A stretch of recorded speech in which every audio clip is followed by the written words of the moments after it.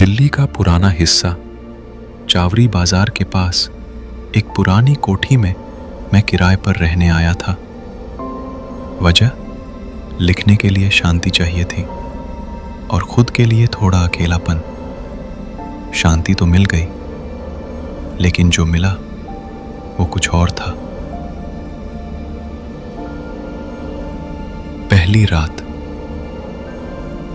कमरे की खिड़की खुलती थी उस संकरी गली की तरफ जहां दिन में धूप भी डरते हुए उतरती थी। मैं अपनी पुरानी डायरी लिए बैठा था। शब्द नहीं निकल रहे थे, बस स्याही फैल रही थी। तभी किसी के चलने की हल्की सी आहट सुनाई दी। सामने वाली छत पर एक लड़की खड़ी थी। सादा सफेद कपड़े, खुले बाल और इतनी दूर से भी उसकी आंखें दिख रही थीं। वो बस खड़ी थी, हिली तक नहीं। मैंने आंखें झपकाई और वो गायब। मैं हंसा। थक गया हूं शायद, दिमाग चल रहा है। लेकिन फिर हर रात वो दिखने लगी, कभी छत पर, कभी नीचे गली के कोने पर, कभी मेरे कमरे की खिड़की के बाहर। वो बस खड़ी रहती, देखती और चली जाती। एक रात मैंने दरवाजा खोला, नीचे उतरा उस गली में जहां वो खड़ी थी, और पहली बार उसने मुझे देखा। तुम मुझे देख सकते हो? उसकी आवाज बहुत धीमी थी, जैसे हवा में घुल रही हो। मैं हैरान हुआ, लेकिन डर नहीं लगा। क्यों नहीं देख सकता? मैंने जवाब दिया। वो मुस्कुराई, बहुत हल्के से। कोई मुझे देखता नहीं। उस रात हम बहुत देर तक गली में बैठे, बातें की। मैंने उसे अपना नाम बताया, आरव। उसने कहा, मेरा नाम ज़ारा है। बस इतना ही, ना ज़्यादा सवाल, ना जवाब। लेकिन जो सुकून उस रात था, वो मैंने बरसों में महसूस नहीं किया था।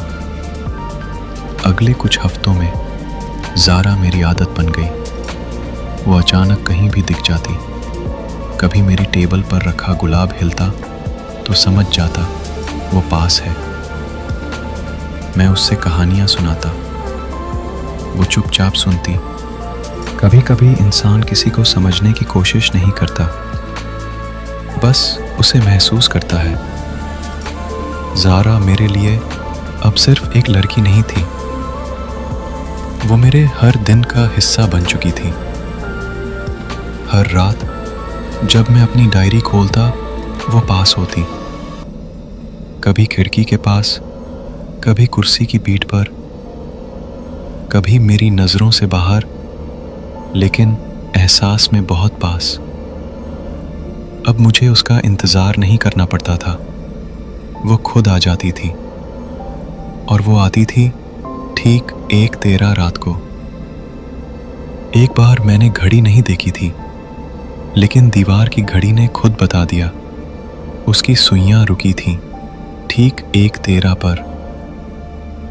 मैंने पूछा नहीं, क्योंकि अब मैं उसकी चुप्पियों को भी पढ़ना सीख चुका था।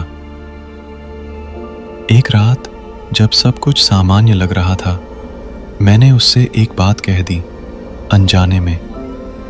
काश तू कभी चली ना जाए। ज़ारा की मुस्कान धीमी हो गई। उसने मेरी आंखों में देखा, फिर खिड़की के बाहर देखा और बोली, चले जाने वालों को तो जाना ही होता है आरव।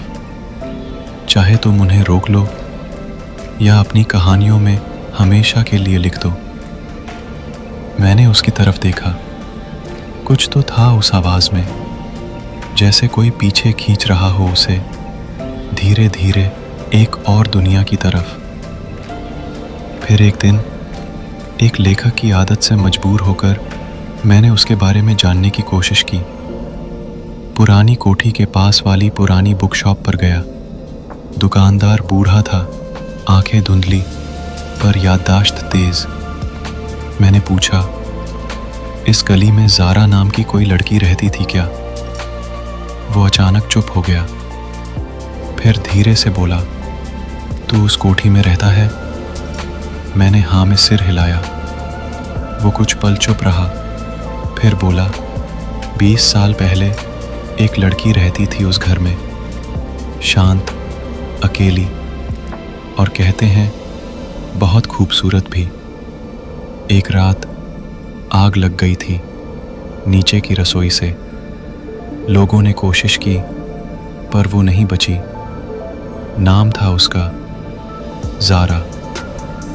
मेरे हाथ से किताब गिर गई, सांसें थम सी गईं। 20 साल, लेकिन मैं तो उससे हर रात बात करता हूँ, उसकी मुस्कान देखता हूँ,